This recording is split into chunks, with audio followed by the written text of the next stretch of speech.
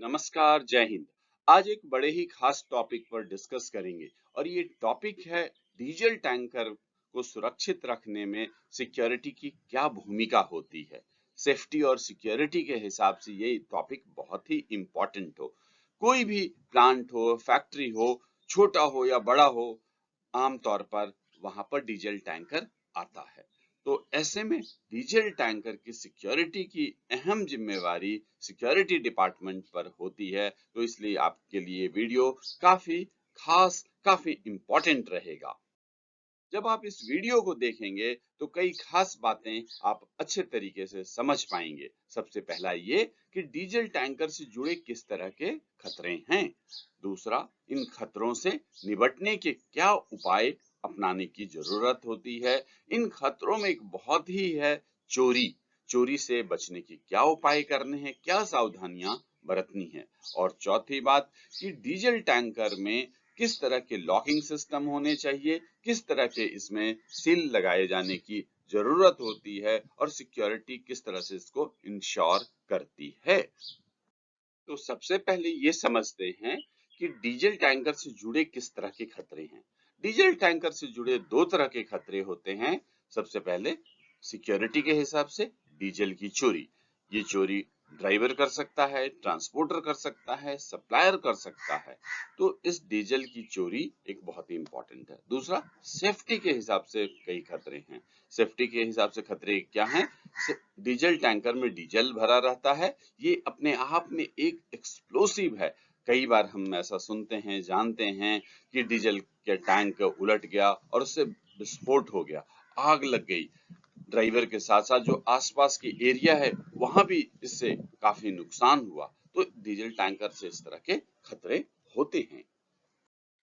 अब ये सवाल है कि डीजल से भरा टैंकर आपके प्लांट के सामने, आपके एस्टेब्लिशमेंट या साइट के सामने आ जाता है और आप एक सिक्योरिटी टीम के मेंबर होने के नाते आप क्या करेंगे इसके बारे में जानते हैं।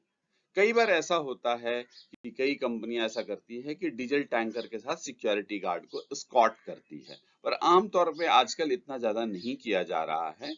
तो ऐसे में क्या क्या करना है? तो सबसे पहले ये है कि जैसे ही डीजल टैंकर आपके गेट पर आए, तो जैसे दूसरे मटेरियल की गाड़ियां आती है उस तरह से प्रोसेस शुरू करें। यानी कि सबसे पहले गाड़ी को सुरक्षित जगह पर, गेट के सामने, बाएं दाएं, जहां भी आपका पार्किंग एरिया हो वहां उसको पार्क करें। पार्क करने के बाद उसके सभी तरह के डॉक्यूमेंट्स चेक करें। सभी तरह के डॉक्यूमेंट्स मतलब मटेरियल का डॉक्यूमेंट्स, व्हीकल का डॉक्यूमेंट्स और ड्राइवर का डॉक्यूमेंट्स, ये तीनों चीजें चेक करें। मटेरियल के डॉक्यूमेंट में सबसे इंपॉर्टेंट क्या है? इनवॉइस। इनवॉइस के अच्छे तरीके से चेक करने की, परचेज ऑर्डर के हिसाब से है कि नहीं, कंपनी का नाम उसमें लिखा हुआ है कि नहीं, क्वांटिटी सही से लिखा हुआ है कि नहीं, ये सारी चीजें आप वहां से परचेज ऑर्डर से मिलान करके चेक कर लें।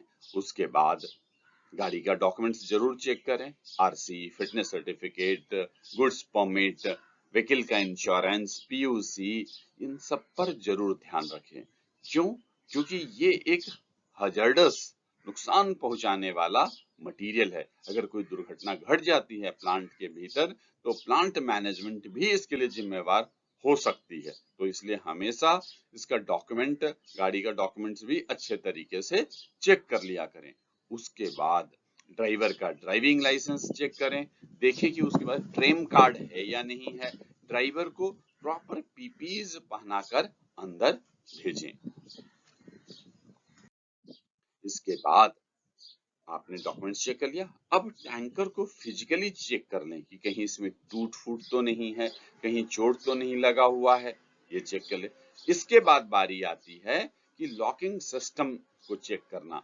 डीजल टैंकर के ऊपर में भी लॉकिंग सिस्टम होता है, वॉल्व बॉक्स होता है उसमें भी लॉकिंग सिस्टम होता है। तो उसमें प्रॉपर तरीके से वो लॉक है या नहीं है, इसको भी चेक कर लें।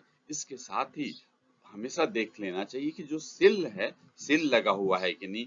सिल कई तरह के, बोल्ट सिल या आजकल ज्यादातर डिजिटल लॉक सिस्टम चल रहा है, तो डिजिटल लॉक लगाए जाने का सिस्टम बना हुआ है। सील के रूप में हैवी ड्यूटी बोल्ट सील लगा होता है, डिजिटल लॉक लगा रहता है, वॉल बॉक्स में भी सील लगा होना चाहिए। तो ये सारी चीजें आप पहले इंश्योर कर लें गेट पे। उसके बाद ही आप अपने साइट के अंदर इसे ले जाने की अनुमति दें। नमस्कार, ये डीजल टैंक के छत पे मैं बैठा हुआ हूँ, खड़ा हूँ और इसमें आप देखेंगे कि 5 इसमें अलग-अलग आ रहे हैं। 5 डालने वाली जगह हैं और इसमें एक रॉड से ये सभी ये कनेक्टेड है और इसका इसी रॉड के साथ ही लॉकिंग सिस्टम भी इसमें लगाया हुआ है। पांचों जगह पे आप इस तरह से देख सकते हैं। बीच में यहाँ पे ये हिले नहीं, तो इसलिए इसमें OTP बेस्ड डिजिटल लॉक लगा हुआ है। कई जगह पे अगर डिजिटल लॉक नहीं होता है तो सील वगैरह इसमें लगा देते हैं। तो इस तरह से जब भी आपके यहाँ कोई डीजल कंटेनर आता है, टैंकर आता है, तो इस तरह से प्रॉपर तरीके से वो लॉक होना चाहिए, इसका आप इंश्योर किया करें। Thank you. ये डीजल टैंकर का वॉल्व बॉक्स है, इसमें भी लॉक होना ज़रूरी है। जैसे कि यहाँ पे आप देख सकते हैं कि OTP बेस्ड डिजिटल लॉक लगा हुआ है। अगर कई जगह इसमें नहीं होता तो इसकी जगह पे बोल्ट लॉक सेल या कोई दूसरे तरह के भी सेल इसमें लगाए जाते हैं। तो जब भी आप इस तरह का टैंकर लेते हैं तो इस लॉक पर ज़रूर ध्यान रखें कि वॉल्व बॉक्स और लॉकिंग सिस्टम ज़रूर होना चाहिए।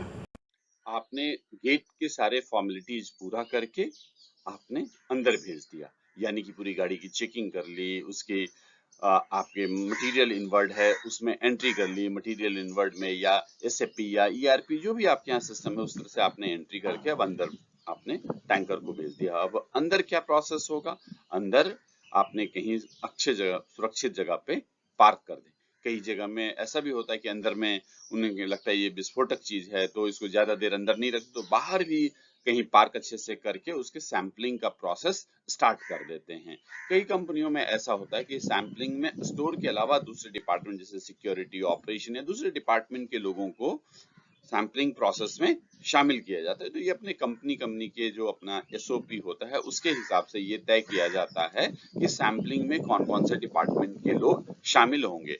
फिर भी यहाँ बताने वाली क्या बात है कि सैंपलिंग के लिए डीजल सभी चैम्बर से लिया जाना चाहिए। आमतौर पर यह देखा जाता है कि टैंकर में 4 या 5 चैम्बर्स होते हैं। जब भी सैंपलिंग किया जाए तो पांचों या चारों चैम्बर से, सभी चैम्बर से थोड़ा थोड़ा डीजल लेके मिक्स कर लेना चाहिए। अब सैंपलिंग जब ओके हो जाए तो उसके बाद आगे का प्रोसेस पूरा कर लेना चाहिए। अब आते हैं उसके मेजरमेंट की बात। मेजरमेंट में सबसे पहला होता है डिप स्टिक डालने का। ठीक है, तो डिप स्टिक डालने या वे ब्रिज पर गाड़ी को ले जाने, इन सबसे पहले कम से कम गाड़ी को स्थिर होकर आधे घंटे मिनिमम रोकना चाहिए। उस आधे घंटे में अगर आप टैंकर को रोक के रखते हैं तो उसके कई फायदे होते हैं। सबसे पहला ये कि जो लगातार हिलते रहता है तो उसमें झाग बन जाते हैं, तो झाग शांत हो जाता है। दूसरा, उसकी जो हाइट रहती है, उबड़ खाबड़ ऐसे होते रहता है, तो वो बिल्कुल एक लेवल में आ जाता है। तो इसलिए आधे घंटे तक टैंकर को शांत रोक दें किसी भी जगह पे।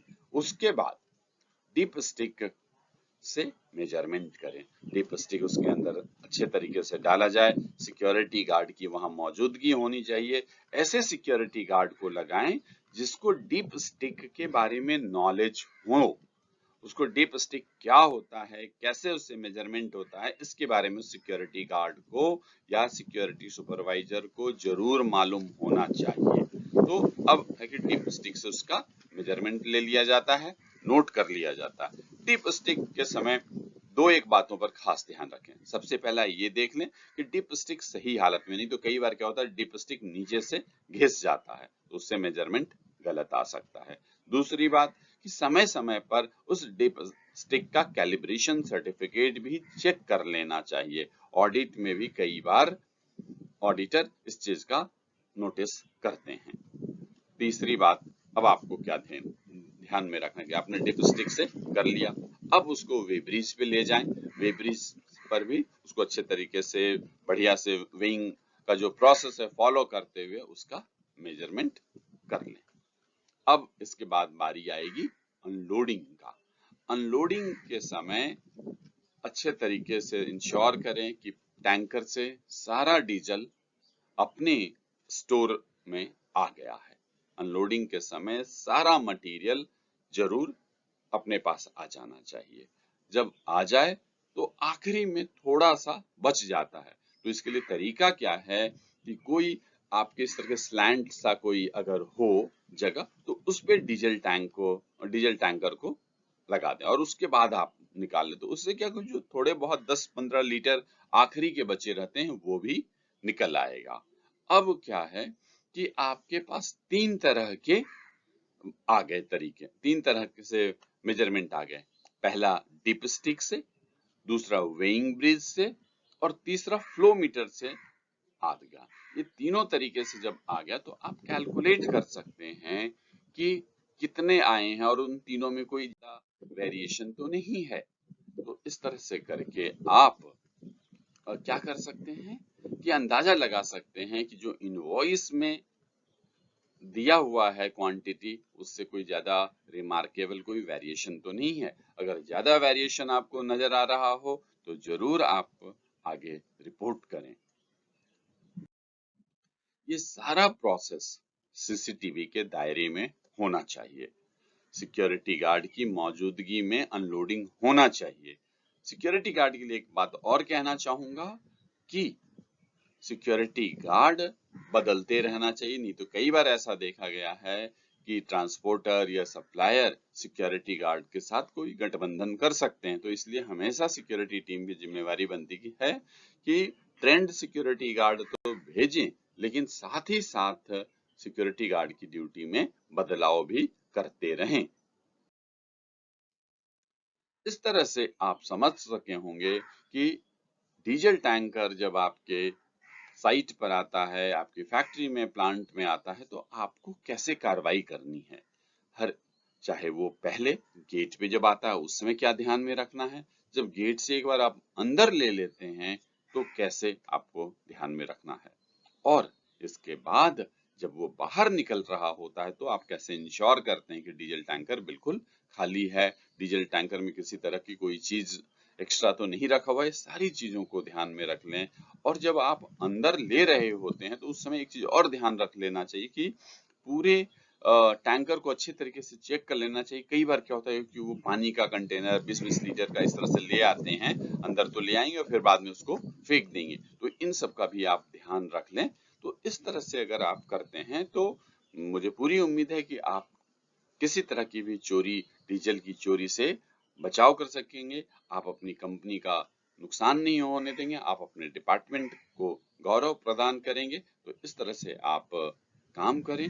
मुझे उम्मीद है कि आप डीजल टैंकर को सुरक्षित रखेंगे।